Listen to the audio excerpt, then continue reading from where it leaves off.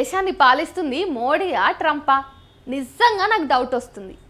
భారత్ నూనె ఎక్కడ కొనాలో ట్రంపే నిర్ణయిస్తాడు. భారత్ ఫైటర్ జెట్స్ని ఎక్కడి నుంచి కొనాలో ట్రంప్ నిర్ణయిస్తాడు.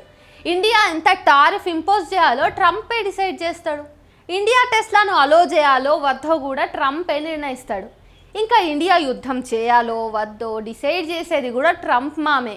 ఇంకా ఇక్కడ మోడీ ఎక్కడున్నాడు? మోడీ నిర్ణయాలు ఎక్కడున్నాయి?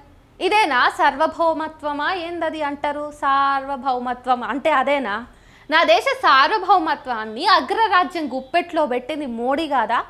కొన్ని దశాబ్దాలు వెనక్కి వెళ్ళి చరిత్ర చూస్తే 1971 యుద్ధ సమయంలో అమెరికా ఇట్లే అంటే ఇందిరాగాంధీ పోరా పుస్కి అని పాకిస్తాన్ నుండి బంగ్లాదేశ్ ఏర్పాటుకి సహకారం చేసింది.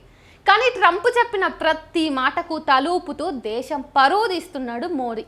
అయినా మోడీ ఎంత గ్రేట్, ఎవ్వరు లేకుంటారు మోడీ అంత గ్రేట్ అని జోగుతరి బత్తాలివన్స్, లేని క్రెడిట్స్ అంటగట్టి లేపుతరి ప్రాపగాండాస్. మొన్న చూడండి, యుద్ధ వాతావరణంలో ఉన్నాం, భారత సైన్యానికి మ్యాన్ పవర్ కావాలి అని ప్రకటించారు.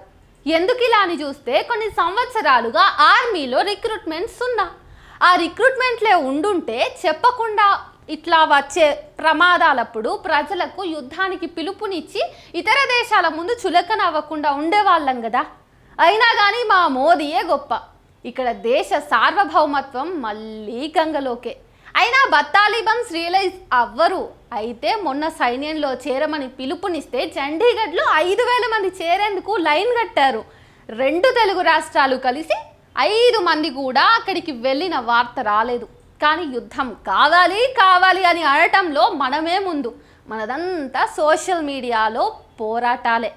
చివరిగా ఒక్క మాట, యుద్ధంలో ఉన్న సైనికుడు కానీ వాళ్ళ కుటుంబం కానీ యుద్ధాన్ని కోరుకోదు.